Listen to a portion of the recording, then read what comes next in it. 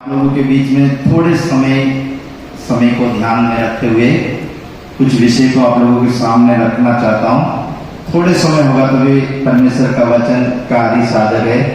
अद्भुत रीति से परमेश्वर का वचन हमारे जीवन में काम करता है। तो आप लोगों को मैं संक्षिप्त में कहना चाहता हूँ। मेरा नाम पास्टर बिनू है। मैं महाराष्ट्र प्रॉपर मुंबई सिटी में रहकर सेवकाई करता हूँ और बहुत सारे जगह में जाकर परमेश्वर की सुसमाचार की सेवकाई भी करते आ रहा हूँ। सो आप लोग मेरे लिए, मेरे परिवार के लिए दुआ में रखना। जैसे परमेश्वर की इच्छा है उसी के हिसाब से, परमेश्वर की इच्छा के अनुसार परमेश्वर की सेवा को आगे करते जाऊं। Praise the Lord. आज मैं आप लोगों के साथ एक वचन से बातें करना चाहता हूं। आज की सीखने का सब्जेक्ट रहेगा कांटे के विषय में। Praise the Lord. किसके विषय में? कांटे, कांटा। Do you know what is कांटा? कांटा क्या होता है समझ रहे? बोलो ना, बात करो। Praise the Lord. कांटा क्या होता है समझ रहे? कांटा हमेशा दर्द देने वाला चीज होता है। It gives pain. कांटा पेन करता है, दर्द देता है, तकलीफ देता है, कष्ट देता है। सो बाइबल कहती है कई प्रकार की कांटे के बारे में। कई लोगों के घर में कांटा बढ़ती है, कई लोगों की खेत में कांटा बढ़ती है, कई लोगों की आंखों में कांटे बढ़ती है, कई लोगों के हृदय में कांटा बढ़ती है, कई लोगों की कलीसिया में कांटा बढ़ती है, कई लोगों की जॉब के क्षेत्र में व नौकरी की जगह में कांटे सब दिखाई देती है। आप जहां कहीं भी हो, अगर कांटे के बीच में हो तो आपको तकलीफ के साथ गुजारना पड़ेगा। लेकिन बाइबल कहती है कांटा चाहे कितने भी कष्ट देने वाला बात क्यों ना हो, कांटा कितने भी तकलीफ देने वाला बात क्यों ना हो, उस कांटे से मैं तुमको छुड़ाऊंगा, उस कांटे से मैं तुमको निकालूंगा। मेरा अनुग्रह तुम्हारे लिए काफी हो जाएगा बोलकर प्रभु यीशु मसीह कहते हैं। Praise the Lord. सो मेरे प्यारे प्रभु के लोग, इस सुबह का समय मैं कहना चाहता हूं, अगर आप किसी प्रकार की कांटे की दर्द में गुजर रहे हैं तो आपके दिल में कोई दर्द हो सकता है, आपके मन में कोई दर्द हो सकता है, आपके परिवार में कोई दर्द हो सकता है, आपके फाइनेंशियल में कोई दर्द हो सकता है। उस दर्द भरी कांटे से बाहर आना चाहते हैं तो आपको एक चीज सुबह सुबह मांगना जरूरी, हर दिन मांगना जरूरी, वो अनुग्रह है। क्या है? बोलो। अनुग्रह। अनुग्रह। अनुग्रह जिसके साथ हमेशा रहता है वो कांटे से बाहर आने का रास्ता उस अनुग्रह उसको बताता है। Praise the Lord. बढ़ेंगे आज की ध्यान के लिए दूसरा कोरिन्थियों, 2 कोरिन्थियन 12 का 7 वचन के लिए आज के ध्यान के लिए लेंगे। दूसरा कोरिन्थियों की पत्री 12 का 7 वचन। यहाँ पर प्रेरित पौलुस अपने जीवन में रहने वाले कांटे के विषय में कहता है। Praise the Lord. इसलिए कि मैं प्रकाशात्मक की बहुतायत से फूल न जाऊं, मेरे शरीर में कांटा चुभाया गया, मेरे शरीर में एक कांटा चुभाया गया, अर्थात शैतान का एक दूत की मुझे घूंसी मारी। 1 मिनट। पौलुस ने एक समझदारी व्यक्ति है, पौलुस एक अभिषिक्त व्यक्ति है, पौलुस वचन को अच्छा जानने वाला व्यक्ति है, पौलुस अच्छा प्रार्थना करने वाला व्यक्ति है, पौलुस बहुत सारी जगह में सेवकाई करने वाला व्यक्ति है, फिर भी उसके जीवन में कांटा दिखाई दे रहा है। Praise the Lord. हालेलुया। अभिषेक हो सकता है, वचन हो सकता है, ज्ञान हो सकता है, समझ हो सकता है, पैसा भी हो सकता है, सब कुछ हो सकता है, लेकिन शरीर में कांटा क्या कर रहा है? उसको चबा रहा है, दर्द दे रहा है, पेन कर रहा है। और वो पौलुस कहता है ये कांटा नहीं है। क्या नहीं है? वो बोलते हैं ये कांटा ये कांटा नहीं है, ये शैतान का दूत है। Praise the Lord. Agent of शैतान।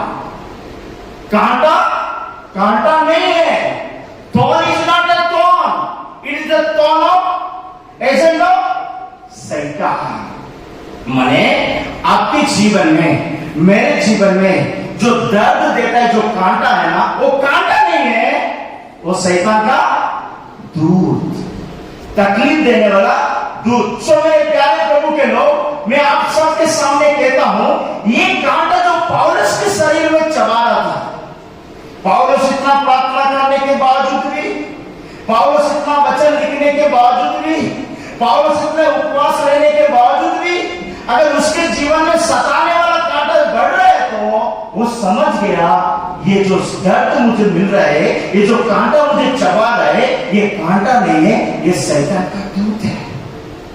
और ये कांटा से बाहर आने के लिए 8 नंबर वचन में लिखा है, दूसरा कोरिन्थियों 12 का 8 वचन में लिखा है, उसने 3 बार प्रार्थना किया। कितने बार बोलिए? 3 बार। 3 बार। तो आपका दर्द से बाहर आने के लिए, तकलीफ से बाहर आने के लिए, मुसीबत से बाहर आने के लिए आपने 3 बार प्रार्थना करना पड़ेगा। इसके विषय में मैंने प्रभु से 3 बार विनती की कि मुझसे ये दूर हो जाए। Praise Lord, praise Lord. हाँ, okay, thank you. Praise Lord, hallelujah. They want to translate in Tamil. That's why now second language also is going on Tamil. Hallelujah. Hallelujah. So हमारे जीवन में ನಮ್ಮ வாழ்க்கையில कांटे से बाहर आना चाहिए तो முள்ளிலிருந்து நம்ம வெளியே வர வேண்டும் என்றால், ये कांटे से बाहर आना चाहिए तो முள்ளிலிருந்து நம்ம வெளியே வர வேண்டும் என்றால், पौलुस इतना अभिषेक व्यक्ति होने के बावजूद भी, பவுல் இவ்வளவு அபிஷேகம் பெற்ற மனிதனாக இருந்தும் கூட, पौलुस इतना वचन जानने के बावजूद भी, பவுல் இவ்வளவாய் வசனத்தை தியானித்த கூட उसने 3 बार प्रार्थना किया। 3 முறை விண்ணப்பம் பண்ணினார். आपकी घर की समस्या से आप बाहर आना चाहते तो, உங்க வீட்டின் பிரச்சனையிலிருந்து வெளியே வர வேண்டும் என்றால், आपकी बच्चे की तकलीफ से आप बाहर आना चाहते हैं तो, பிள்ளைகளுடைய கஷ்டங்களிலிருந்து வெளியே வர வேண்டும் என்றால், आपकी कंपनी बिजनेस जॉब से प्रॉब्लम से बाहर आना चाहते हैं तो, कंपनी बिजनेस எதுலனாலும் நீங்க வெளியே வர வேண்டும் என்றால், जिस चीज आपको दर्द देता है उस दर्द से बाहर आना चाहते हैं तो, எதெல்லாம் உங்களுக்கு கஷ்டம் கொடுக்கிறதோ அதிலிருந்து நீங்க வெளியே வர வேண்டும் என்றால், आपको 3 महीना क्या 3 साल क्या प्रार्थना करना आवश्यकता है। உங்களுக்கு 3 முறை 3 நாள் 3 வருஷம் நீங்க வந்து ஜெபம் பண்றது அவசியமா இருக்கு. पौलुस समझ गया ये कांटा नहीं है, பவுல் வந்து புரிந்து கொண்டார், இந்த முள்ளு வந்து முள் மாற்றம் இல்ல, कांटा नहीं है, முள்ளு வெறும் முள்ளு இல்ல, ये शैतान का एजेंट और दूत है। இது சாத்தானுடைய ஒரு ஏஜென்ட், ஒரு தூதன். ये शैतान का दूत कई प्रकार आपको सताता है। இந்த சாத்தானுடைய தூதன் अनेक விதத்துல நம்மளை சோதிக்கிறாங்க. अगर मुझे समय मिला तो 7 प्रकार सताता है, मुझे बाइबल कहती है। देखिए அவன் சொல்றான், எனக்கு வந்து நேரம் கிடைச்சா நான் 7 முறை நான் வந்து உங்களை சோதிக்கிறேன். शैतान हमको आपको और मुझे 7 प्रकार तकलीफ देता है। 7 விதத்துல நமக்கு வந்து கஷ்டத்தை கொடுக்கிறவனா. मैं आज 3 प्रकार बताऊंगा, टाइम हो जाएगा। நான் 3 விஷயத்தை மட்டும் சொல்லி நம்மளுக்கு வந்து நம்ம सो मेरे प्यारे प्रभु के लोग, நம்முடைய பிரியமான ஜனங்களே, तो पौलुस ने उस कांटे की दर्द से बाहर आने के लिए 3 बार प्रार्थना किया। பவுல் இந்த முள்ளு வழியில இருந்து வெளியில வரதுக்காக ஜெபம் பண்ணிக்கிறான். ये तकलीफ देने वाला कांटा क्या हो सकता है? கஷ்டம் கொடுக்கிறதான இந்த முள் என்னவென்றால், आपका दुर्बल स्वभाव हो सकता है, உங்களுடைய சுபாவமா இருக்கலாம், कमजोरी स्वभाव, वीक नेचर, உங்களுடைய கஷ்டமான ஒரு சுபாவமா இருக்கலாம். आपकी ज्यादा बोलना भी एक कांटा है, நீங்க अनेक முறை பேசும்போது அதுவே ஒரு உங்களுக்கு முள்ளா இருக்கு. शारीरिक अभिलाषा कांटा होकर बदल जाएगा। சரீர ரீதியில நம்ம வந்து அந்த காரியத்தை பண்ணும்போது அது ஒரு நமக்கு ஒரு முள்ளா இருக்கலாம். ये जो कांटा है ना, இந்த முள் यीशु मसीह के जीवन में भी आया था। இயேசுவோட வாழ்க்கையிலும் வந்தது. मत्ती 27:29 अगर पढ़ेंगे तो மத்தேயு 27வது அதிகாரம் 26வது வசனம் வாசிப்போம். 27:29 में लिखा है, அதனுடைய 29வது வசனத்தில் எழுதப்பட்டிருக்கிறது, यीशु के शरीर में कांटे का मुकुट पहनाया गया है। இயேசுவோடைய சரீரத்துல முள்முடியம் சூட்டினார்கள். यीशु के माथे में कांटे की मुकुट पहनाया गया है। இயேசுவோடைய சரீரத்துல முள்முடியம் சூட்டினார். मेरा बोलने का मतलब क्या है मेरे प्यारे प्रभु के लोग? நான் என்ன சொல்ல வருகிறேன் என்றால், अगर हमारे यीशु को कांटे की दर्द पे एहसास हो रहा है तो இயேசுவே அந்த முள்முடியோட அந்த வேதனை அனுபவித்தார் என்றால், आपको और मुझे उस रास्ता में थोड़ा समय गुजारना पड़ेगा।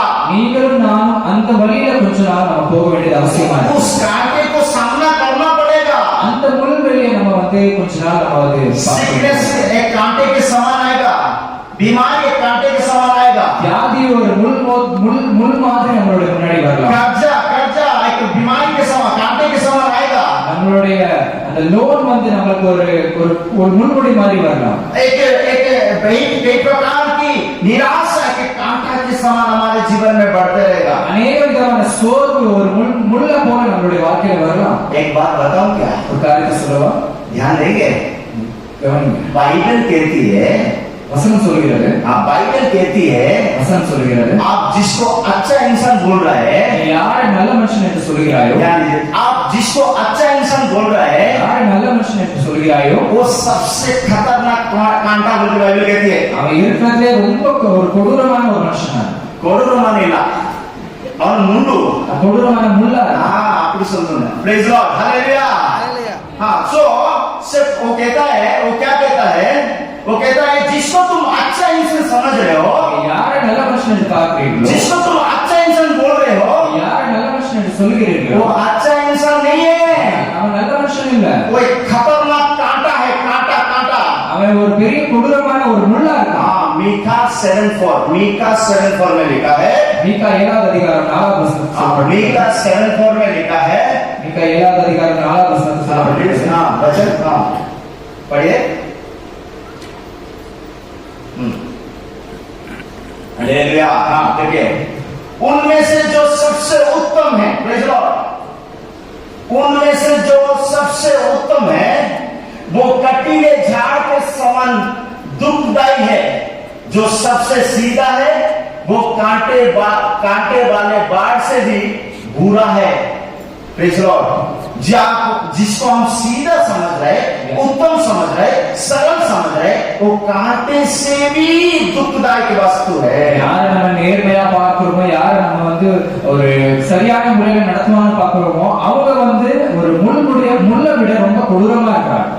आप जिसको अपने अच्छा इंसान समझ रहे, யாரை நீங்க நல்லவங்க என்று எண்ணுகிறீர்களோ, मेरा पड़ोसी अच्छा हो सकता है, என்னுடைய சபை நல்லவா இருக்கலாம், मेरा दोस्त अच्छा हो सकता है, என்னுடைய நண்பர்கள் நல்லதா இருக்கலாம், मेरा लोग सब लोग अच्छा हो सकता है, என்னுடைய கூட இருக்கிறவங்க எல்லாம் நல்லவரா இருக்கலாம். लेकिन बाइबल क्या कहती है, வசனம் என்ன சொல்கிறது, अच्छे लोग कांटे के समान है। நல்லவர்கள் ஒரு முள்ளை போல இருக்கிறார்கள். अच्छे लोग कैसे कांटे के समान हो सकते हैं? நல்லவர்கள் எப்படி முள்ளை போல இருக்கலாம்? बाइबल में लिखा है, வசனத்தில் எழுதப்பட்டிருக்கிறது, जोशुआ के पुस्तक, யோசுவா புஸ்தகம் जोशुआ 23 का 13 वचन में लिखा है, அதுல 23வது அதிகாரம் 13வது வசனத்தில் எழுதப்பட்டிருக்கிறது. जोशुआ 23 का 13 वचन में लिखा है, அதுல 13வது வசனத்தில் எழுதப்பட்டிருக்கிறது, कई लोगों के आंख कांटे के समान है, कई लोगों के आंख कांटे के समान है। அநேக பேருடைய கண்கள் ஒரு முள்ளை போல இருக்கிறது. कानगल मुंड पर है, कानगल முள்ளை போல. आंख कांटे के समान है। सुन रहे क्या? கேட்கிறீர்கள்? ये लोग बोलेंगे नहीं, இவர்கள் சொல்ல மாட்டார்கள், वो लोग मारेंगे नहीं, அடிக்க மாட்டார்கள், ये लोग कुछ करेंगे नहीं, எதுவும் செய்ய மாட்டார்கள். बट बड़ा बड़ा आंख करके देखेगा तो सामने वाला डरेगा। கண்களை பெருசாக்கி பார்க்கும்போது अनेक பேர் பார்ப்பார்கள். हाँ देखिए, पढ़िए, एनीवन कैन रीड। हाँ प्रेज लॉर्ड। तो निश्चय जान लो कि आगे को तुम्हारा परमेश्वर यहोवा इन जातियों को तुम्हारे सामने से नहीं निकालेगा, और ये तुम्हारे लिए जाल और फंदे और तुम्हारे पंजरों के लिए कोड़े और तुम्हारे आंखों के कांटे ठहरेंगे। हालेलुया। तुम्हारी आंखों की கண்களுக்கு कांटे ठहरेंगे। அது ஒரு முள்ளாய் போல் முள்ளை कई लोग परिवार में रहेगा, 4 लोग रहेगा, 4 में से एक बंदा ऐसे रहेगा तो उनको देखेगा तो कांटा आपको चबाता है। Praise Lord. ஒரு குடும்பத்துல 4 பேர் இருப்பாங்க, 4 பேர்ல ஒருத்தரை பார்க்கும்போது ஒரு முள்ளை போல இருக்கும். कांटा दर्द देती है, முள்ளு வேதனை கொடுக்குது. वो देखने में दर्द देगा, பார்க்கும்போதே வலிக்கும், वो घर में रहेगा तो दर्द देगा, வீட்டுல இருக்கும்போது वो வலிக்கும், चलते रहेगा तो भी दर्द देगा, பார்க்கும்போது வலிக்கும். क्योंकि उसका जिंदगी कांटा होकर बदल गया है। ஏன்னா அவனுடைய வாழ்க்கை ஒரு முள்ளை போல மாறிவிட்டது. आप अच्छा लोग बोल रहे हो, वो कांटा है। நல்லவர்கள் சொல்றது அதுவும் அவர்களும் ஒரு முள்ளை போல अपना இருக்காங்க. अच्छा आंख है, वो भी कांटा है। கண்கள் இருக்கு, அதுவும் ஒரு मुल्ले को तो मेरे प्यारे प्रभु के लोग, कांटे व्यक्ति को बाइबल श्रापित बोल के कहलाती है। இந்த முல்லை போல இருக்கிற மனிதர்கள் வேதம் சபிக்கப்பட்டவர்கள் என்று சொல்லப்பட்டது. कांटे का जिंदगी आपके द्वारा दूसरे व्यक्ति अगर दर्द एहसास कर रहे तो आप कभी किसी को तसल्ली देने वाला नहीं है, आप एक श्रापित है, दूसरों को कष्ट देता है। உங்களுடைய வாழ்க்கை ஒரு முல்லை போல இருந்து நீங்க மத்தவங்களுக்கு கஷ்டத்தை கொடுக்கிறீர்கள் என்றால், உங்களுடைய வாழ்க்கை மத்தவங்களுக்கு அது கஷ்டத்தை கொடுக்கிறது என்றால் நீங்கள் சபிக்கப்பட்டவர்கள். आप आपके बोले में किसी ने अगर प्रभु के पास आया, प्रभु की सेवा करने का इच्छा हुआ, शांति समाधान आशीष खुशी में जीवन बिता रहे तो आप एक आशीषित व्यक्ति है, आपकी बातों में भी आशीष है। உங்களுடைய வாழ்க்கை ஒரு சமாதானம், நிறைய ஒரு இச்சத்தன்மை, ஒரு நல்ல ஒரு சந்தோஷம் இதெல்லாம் தருகிறது என்றால் உங்களுடைய வாழ்க்கை ஒரு ஆசீர்வதிக்கப்பட்டதான வாழ்க்கை. परंतु आपकी बातों में किसने टूट गया, किसने बिगड़ गया, किसने गिर गया, किसने नष्ट हो गया, है। ஆனா உங்களுடைய வார்த்தையினால ஒருத்தங்க கீழே விழுந்துட்டாங்களோ இல்ல உடைஞ்சு போயிட்டார்களோ அப்போ உங்களுடைய வார்த்தை வந்து ஒரு சலிக்கப்பட்டதான வார்த்தை. इसलिए बाइबल कहती है कांटा एक श्रापित जाति से सृष्टि हुई है। அதனால வசனம் சொல்லுகிறது இந்த முள் வந்து ஒரு சபிக்கப்பட்டதான ஜாதியில இருந்து சிருஷ்டி பண்ணப்பட்டது. Praise the Lord.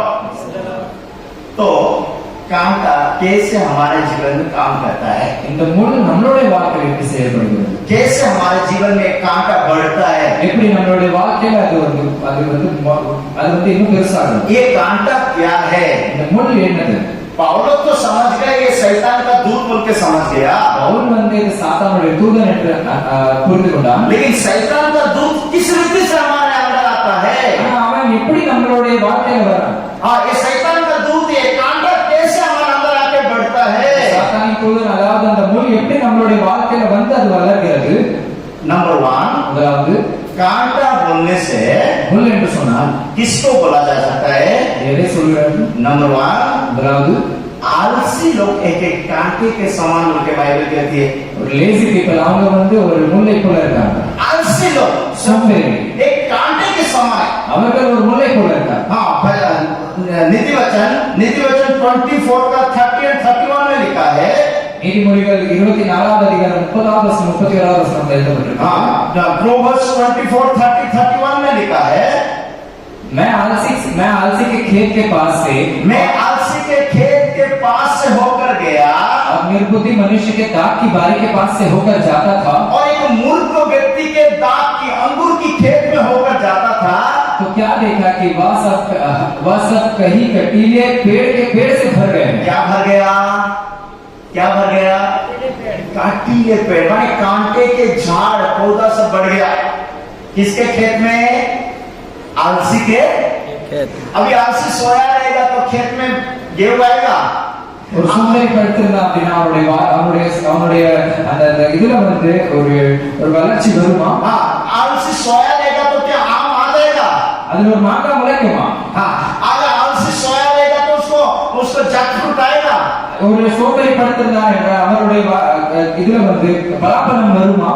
ऐसे ही अगर हम आत्मा में सोया रहेंगे, चर्च का टाइम मालूम नहीं पड़ेगा, बाइबल का मालूम नहीं पड़ेगा, प्रार्थना का मालूम नहीं पड़ेगा, उपवास का मालूम नहीं पड़ेगा, भक्त का कुछ मालूम ही नहीं पड़ेगा, तो हम लोग एक आलसी है।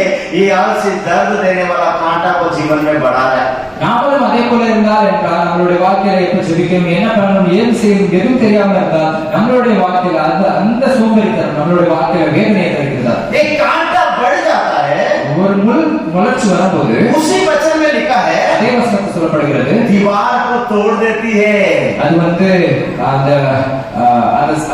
அந்த செவரை உடைத்து விடுகிறது. हाँ, ये उसका प्राचीर को तोड़ देती है।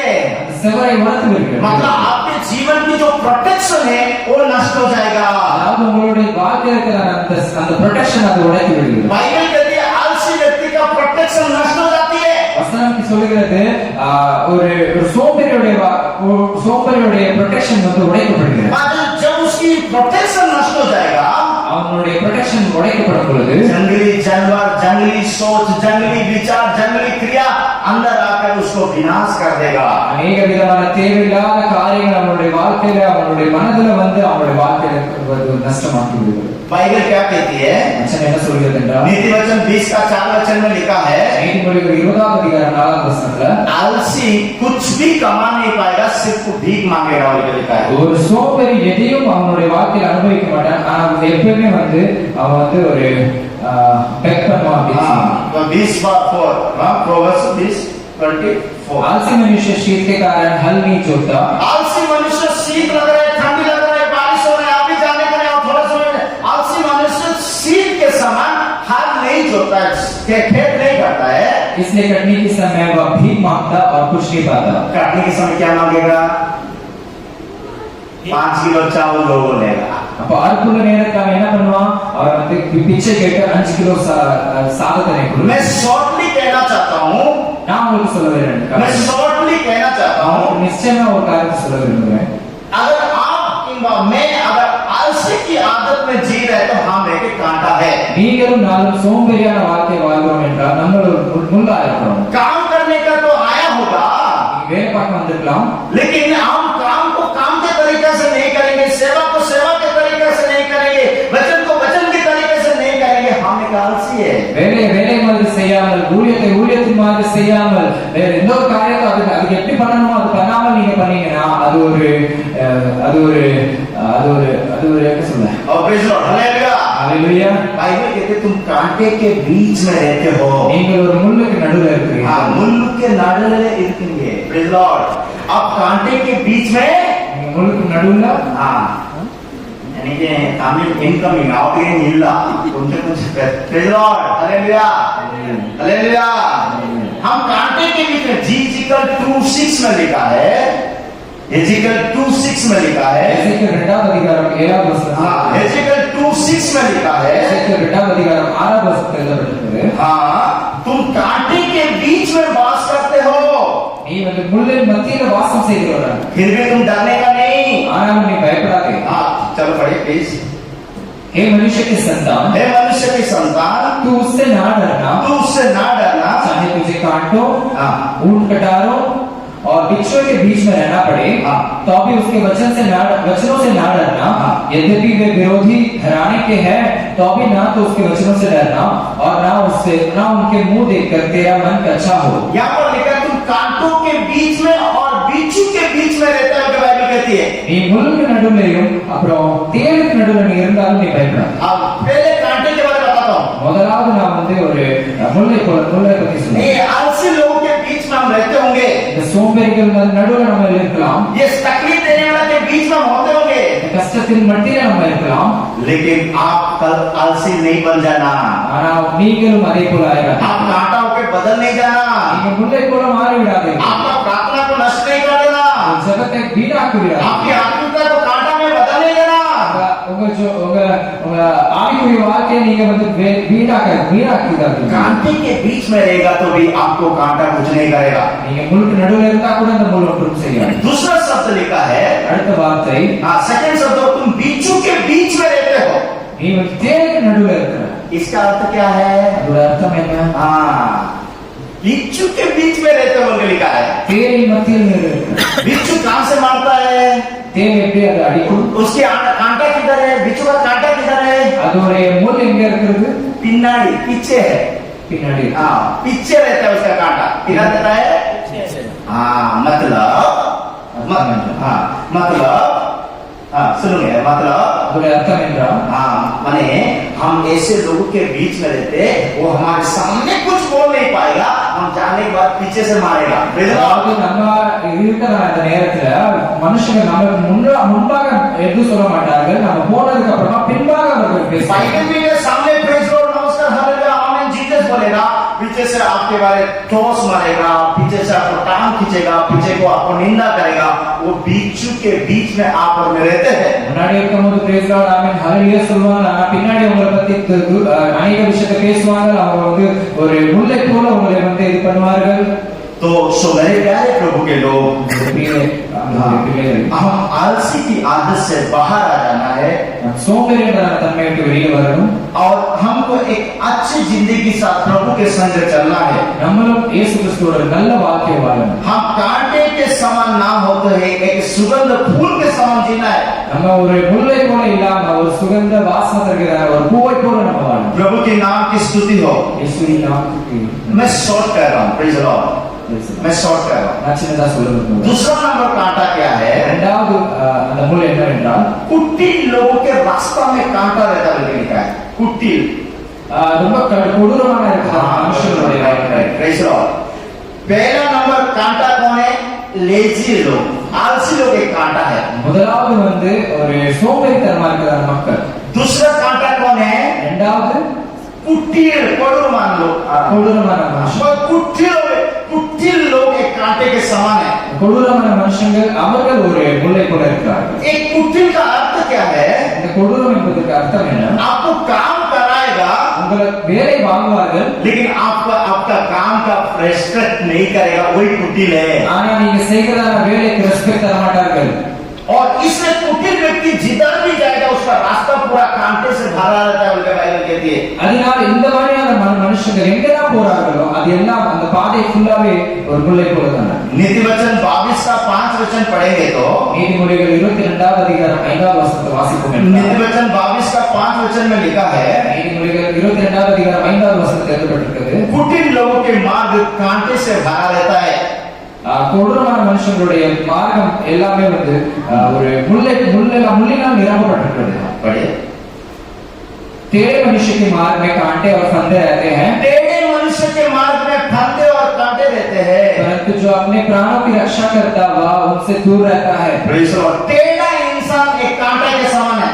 ஒரு வேற விதமான மனுஷன் வந்து ஒரு முல்லை போல இருக்கிறான். ये टेढ़ा इंसान काम करवाता है लेकिन अपने बातों में टिका नहीं रहता है, घूम लेता है, बातों को घुमा देता है। இந்த மனுஷன் வந்து வேலை வாங்குவான், ஆனா அவனுடைய வார்த்தையில அவன் நிலையா நிற்க மாட்டான். आयुब के दिनों में, யோபுடைய வாழ்க்கையில, आयुब के दिनों में யோபுடைய நாட்களில बहुत सारे टेढ़े लोग उसके सामने आए और बाइबल कहती है இந்த விதமான अनेक பேர் அவருக்கு முன்பாக வந்தார்கள். अच्छा धर्मी व्यक्ति के जीवन में भी நல்ல ஒரு राइचियस पर्सन, நல்ல ஒரு ரைச்சஸ்னஸ் வாழ்க்கையில, अच्छा भय भक्ति का जीवन बिताने भी, நல்ல பயபக்தியோட வாழ்க்கையில மனுஷனுடைய வாழ்க்கையில கூட, अच्छा प्रभु का भय में चलने से भी நல்ல கர்த்தருடைய பயத்துல வாழ்ந்தா கூட कांटा आएगा, முள் வரும், कांटा முள் आएगा। வரும். तो यहाँ पर आयुब के समय में एक कांटा टेढ़े इंसान आए थे।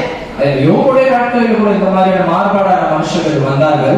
टेढ़े इंसान का काम क्या है? அவருடைய வேலை என்னவென்றால், आयुब के पुस्तक 31 का 39 और 40 में लिखा है, யோபு 31வது அதிகாரத்தில் எழுதப்பட்டிருக்கிறது. आयुब 31 का 39 और 40 में लिखा है, 31வது அதிகாரம் 39 40வது வசனத்தில் எழுதப்பட்டிருக்கிறது. ये टेढ़े इंसान क्या काम करता है? இந்த இந்த இந்த மனுஷர்கள் என்ன பண்றார்கள்? हाँ, वो काम करवा देगा, काम का पैसा आपको देगा नहीं। அவர்கள் உங்கள்ட்ட வேலை வாங்குவார்கள், ஆனா நீங்க சேர்த்துதான அதோட கூலியை தர மாட்டார்கள். यदि मैंने अपनी भूमि की उपज बिना मजूरी दी खाई या उसके मालिक का प्राण लिया हो, तो गेहूं के बदले झड़बेड़ी और जौ के बदले जंगली घास उगे. 40 अय्यूब के वचन समाप्त हुए. 39 पढ़े, 31 का 39 प्रेज लॉर्ड। और एक बार 39 पढ़ेंगे, यदि मैंने अपनी भूमि की उपज बिना मजूरी दी खाई और उसके मालिक का प्राण लिया हो, तो गेहूं के बदले झड़बेड़ी और जौ के बदले जंगली घास उगे. जौ के बदले जंगली झाड़ उगे। हिंदी बाइबल में पढ़ेंगे तो कांटा लिखा, वहां पर क्या लिखा है? ये जंगली झाड़ एक कांटा है। इधर வந்து சொல்லும்போது இது ஒரு முள்ளை போல சொல்கிறார்கள். मतलब आपने गेहूं बोया था, நீங்க வந்து ஒரு வீட்டை நீங்க புதைத்தீர்கள், आपने गेहूं बोया, मक्का बोया, बीट बोया, बहुत कुछ बोया था, நீங்க இந்த விதமான अनेक காரியத்தை நீங்க வந்து விதைத்தீர்கள், लेकिन वो सब नहीं काट रहा है। ஆனா அதெல்லாம் உங்களை வந்து இது பண்ணல. आप जंगली घास, जंगली कांटा, जंगली टेंशन काट रहा है। ஆனா இது இந்த விதமான இருக்குதான எல்லா முள்ளும் உங்களை வந்து என்ன பண்ணுது? अगर किसी का परिश्रम को हम आदर नहीं करेंगे तो யார் செய்ததான காரியத்தை நீங்க வந்து அது கனப்படுத்தவில்லையோ, तो उस कारण हमारे जीवन में टेढ़ेपन आएगा। அது நிமித்தம் நம்மளுடைய வாழ்க்கையில ஒரு மாறுபாடான காரியம் और வரும். ये टेढ़ा व्यक्ति गेहूं बोएगा तो भी गेहूं नहीं काटेगा, அவன் எதை விதைத்தாலும், அதாவது அந்த வீட்டை விதைத்தான் கூட வீட்டு வந்து வராது, कांटा ही काटेगा। அது வந்து முல்லை தான் அவன் என்ன பண்ணுவான். फॉर एग्जाम्पल உதாரணத்துக்கு यिर्मयाह 12:13 में लिखा है, यिर्मयाह 12வது அதிகாரம் 13வது வசனத்தில் எழுதப்பட்டிருக்கு. यिर्मयाह 12 का 13 वचन में लिखा है, यिर्मयाह 12வது அதிகாரம் 13வது वचनத்தில் எழுதப்பட்டிருக்கு, उन्होंने गेहूं तो बोया, उन्होंने गेहूं को बोया परंतु कटीले पेड़ काटे. क्या काटे?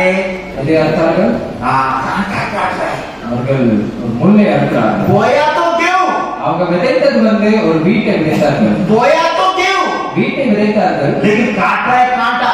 ஆனா அவர்கள் அறுவடை வந்து ஒரு முல்லை அறுவடை பண்றாங்க. मेरे प्यारे प्रभु के लोग, अगर हमारे जीवन में हम टेढ़ा रहेंगे तो, நம்மளுடைய வாழ்க்கையில நம்ம அதை மாறுபாடா இருந்தோம், हमारा चरित्र टेढ़ा रहेगा तो நம்மளுடைய स्वभाव சுபாவம் வேறா இருக்கலாம். अगर हमारा चाल चलन टेढ़ा रहेगा तो நம்மளுடைய காரியங்கள் நடக்கிறதான காரியங்கள் ஒரு வேறு விதமா இருந்தா हम कितना भी गेहूं बोने से भी நம்ம எவ்வளவுதான் நம்ம கோதுமையா நம்ம விளைத்தாலும் हम गेहूं नहीं काटेंगे, कांटा दर्द टेंशन काटेंगे. நம்ம எப்பயுமே கோதுமை அறுவடை செய்ய முடியாது. எப்பயுமே கஷ்டத்தையும் டென்ஷனையும் தான் அறுவடை செய்ய முடியும். मूसा एक एग्जाम्पल देते हैं. மோசே ஒரு மோசா और एक एग्जाम्पल मूसा दे रहे हैं. மோசே வந்து ஒரு உதாரணத்தை சொல்கிறார். हाँ, एक व्यक्ति बहुत सारे बीज लेकर खेत में गया. ஒரு மனுஷன் வந்து எல்லா விதமான ஒரு விதையை கொண்டு போயிட்டு ஒரு फॉर एग्जाम्पल 50 kg गेहूं लेकर खेत में गया. ஒரு 50 கிலோ ஒரு கோதுமையை தூக்கிட்டு அவன் போறான். हाँ, खेत में 50 किलो लेकर 50 किलो गेहूं बोया उसने. அவன் என்ன பண்றான்னா அதை தூக்கிட்டு போயிட்டு அதை விதைக்கிறான். लेकिन काटने के समय में ஆனா அதை அறுவடை செய்யற நேரத்தில் ओनली पाव किलो 250 ग्राम सोनी काट रहा है. only 250 கிராம் தான் அவன் என்ன பண்ண முடியுது. 50 किलो बोया था. 50 கிலோ அவன் விதைத்தான். हाँ, 50 किलो बोया था. 50 கிலோ விதைத்தான். लेकिन काट रहा इतना थोड़ा सा. ஆனா அறுவடை ரொம்ப கம்மியா. हाँ, ड्यूटरनॉमी 28:39.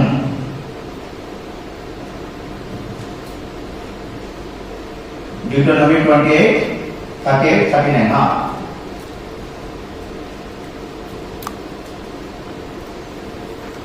क्योंकि 28:38.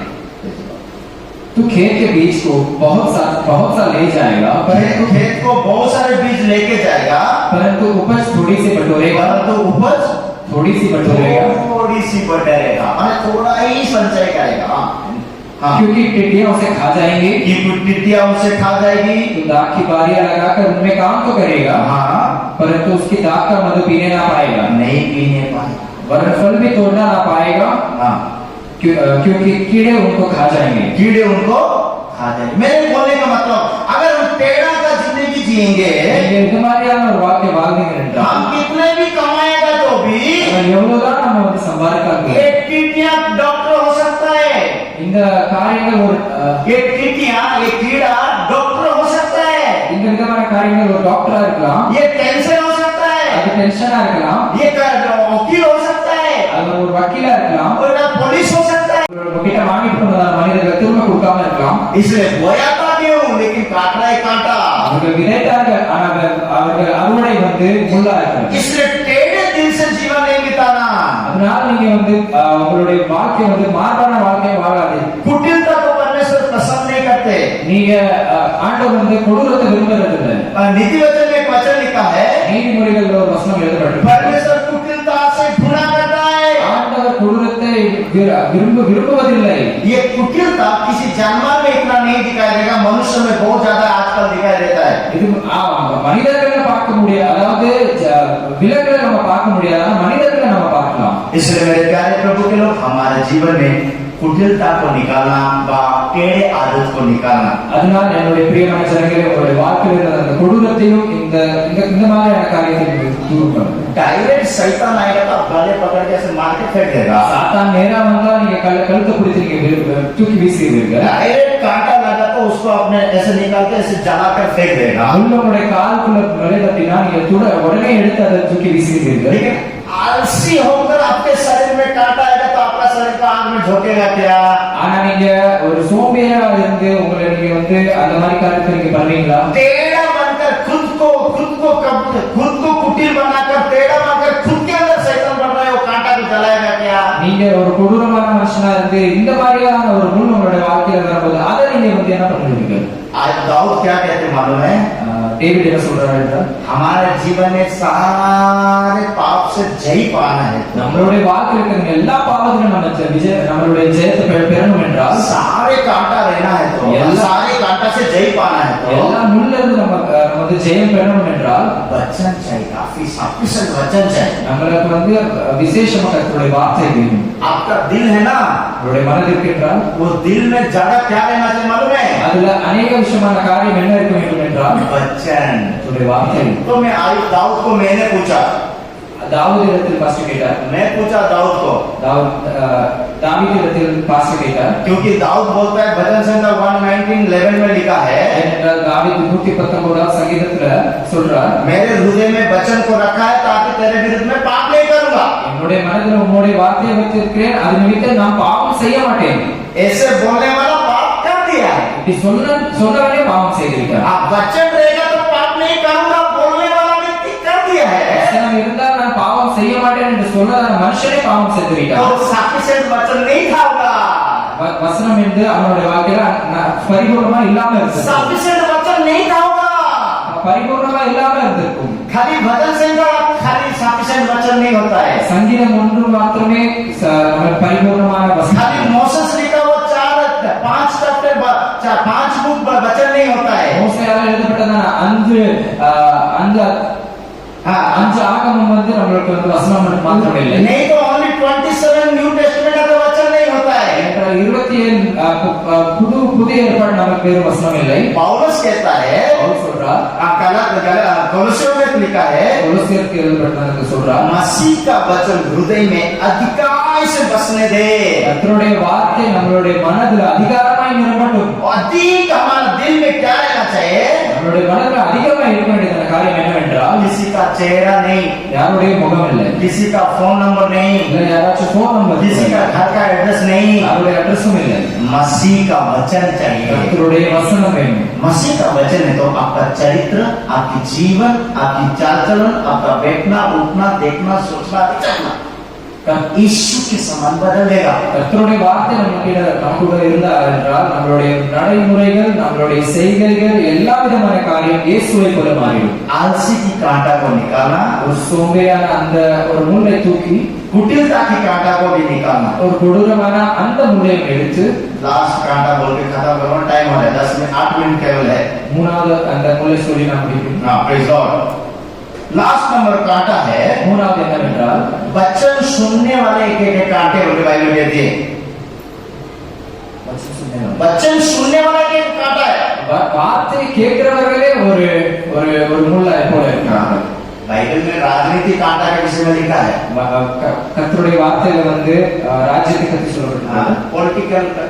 Political thorns. बाइबल में राजनीति कांटा के विषय में लिखा है. கர்த்தருடைய வார்த்தையில வந்து பொலிட்டிக்கல் தான்ஸ், அதாவது பொலிட்டிக்கல் ஆக்டான முள்ளை போல எழுதப்பட்டிருக்கிறது. बाइबल में श्रापित कांटे के विषय में लिखा है. பைபிள் வந்து சபிக்கப்பட்டதான முள்ளை பத்தி எழுதப்பட்டிருக்கிறது. और अभी मैं 3 कांटा बताया और सब तो है. இந்த 3 காரியத்தை நான் சொன்னேன், இன்னும் நிறைய இருக்கிறது. और अभी एक कांटा जो बता रहा हूँ, இப்போ சொல்றதான அந்த முள் वचन सुनने वाले एक कांटा है. उनके வார்த்தை கேட்கிறவர்கள் அவர்களே ஒரு ஒரு முள்ளை போல இருக்கிறார்கள். ये कैसे बात है पास्टर जी आप बोल रहे हैं बोल के सोचा आ सकता है. நீங்க யோசிக்கலாம், இது எப்படி பாஸ்டர்?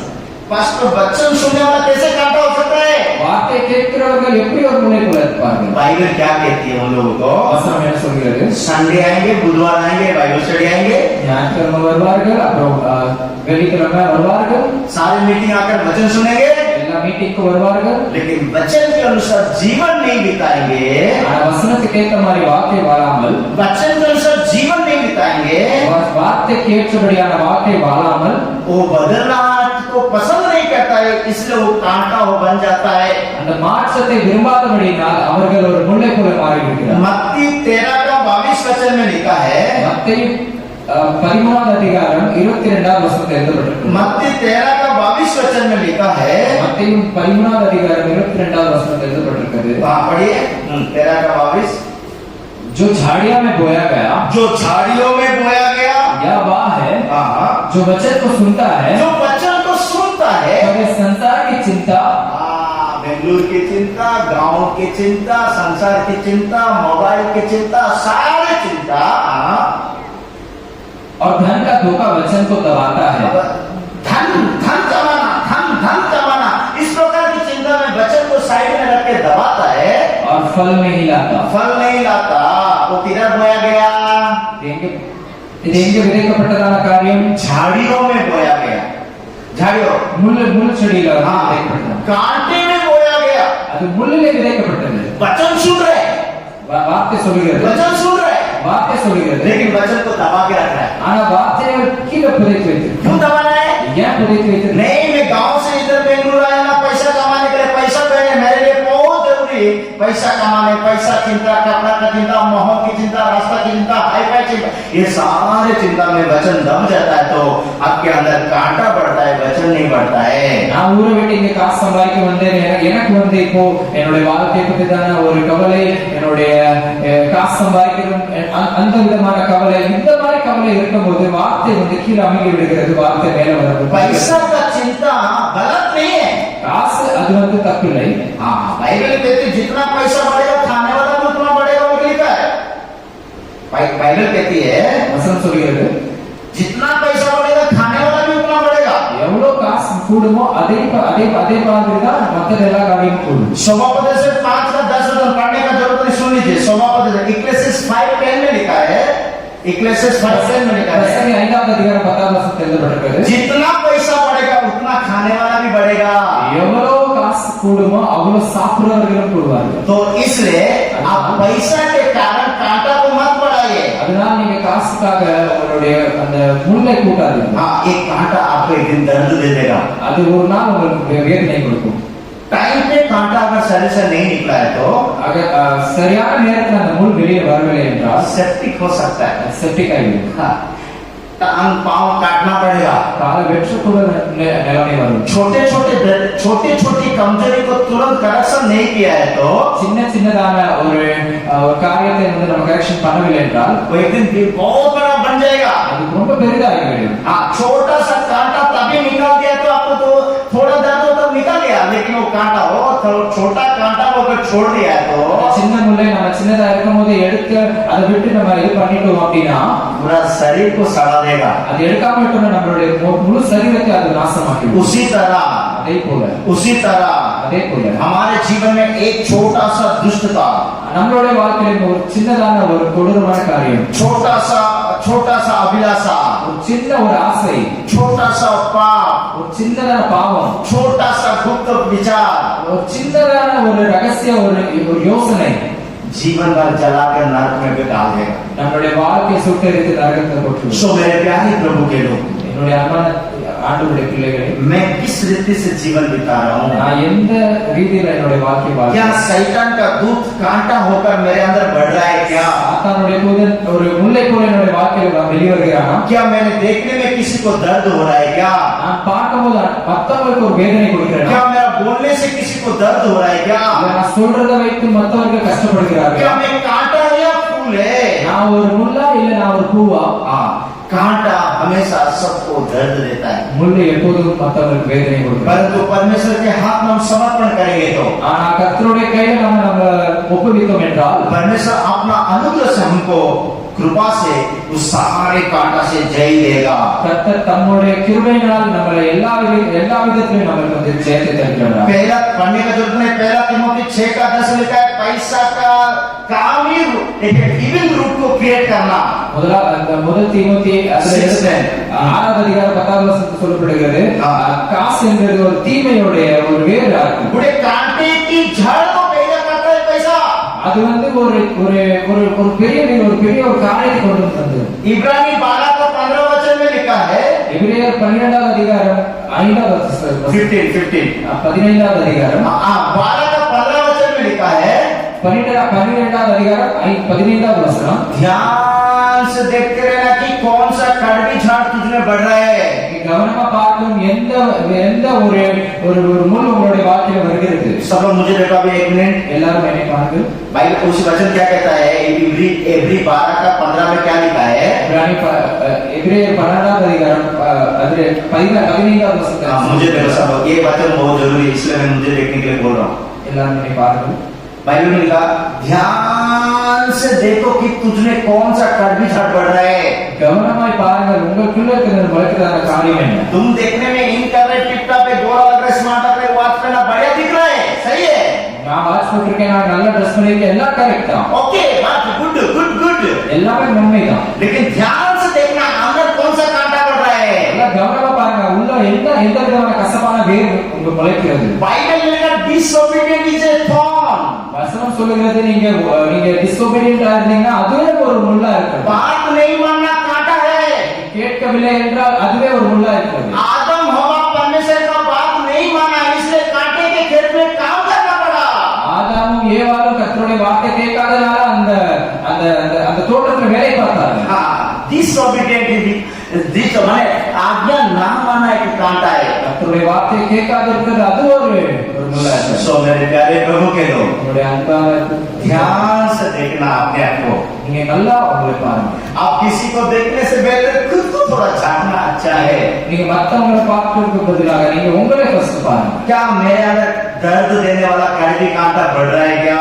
எனக்குள்ளதா இருக்கிறதான ஒரு காரியம் அது மத்தவங்களுக்கு வேதனை கொடுக்கிறதா இருக்குதா? क्या मेरे अंदर आलसी कांटा बढ़ रहा है क्या? இல்ல சோம்பேறி என்கிறதான முள் வளர்கிறதா? क्या मेरे पास टेढ़े वाला कांटा बढ़ रहा है क्या? இல்ல ஒரு மார்பான அந்தந்தமான ஒரு முள் வளர்கிறதா? बहुत प्यारा बाइबल प्रभु हमको दिया है. கர்த்தர் வந்து நமக்கு ஒரு நல்ல ஒரு வேதாகமத்தை தந்திருக்கிறார். बहुत दुनिया का सबसे बेहतर चीज बाइबल ही है और कुछ भी नहीं. இந்த உலகத்துல இருக்கிறதான எல்லாத்த விட ஒரு மேன்மையான காரியம் கர்த்தருடைய வார்த்தை. वचन को प्यार करो, वचन को फॉलो करो, वचन के अनुसार जीवन बिताओ. கர்த்தருடைய வசனத்தை நீங்க பின்தொடருங்கள், அதை ஃபாலோ பண்ணுங்கள், அதை போல வாழுங்கள். हमको यीशु के समान यही वचन बना सकता है. நம்மள வந்து இயேசுவை போல இந்த வசனம் தான் மாற்ற முடியும். ये कांटा के समान शैतान है. இந்த முள் ஒரு சாத்தானை போல இருக்கு. हमारा यीशु हमारे सामने हमारे साथ खड़ा है. நம்மளுடைய இயேசு நம்மளுடைய கூட இருந்து நம்ம கூட இருக்கிறார். ये वचन से प्रभु सबको आशीष करे. இந்த வசனத்தை நிமித்தம் கர்த்தர் நம்மை ஆசீர்வதிப்பார். हाँ, प्रभु के नाम की स्तुति हो. கர்த்தருடைய நாமம் மகிமைப்படுவதாக. बाकी समय प्रभु के दास प्रार्थना करके समाप्त करें. कृष्ण.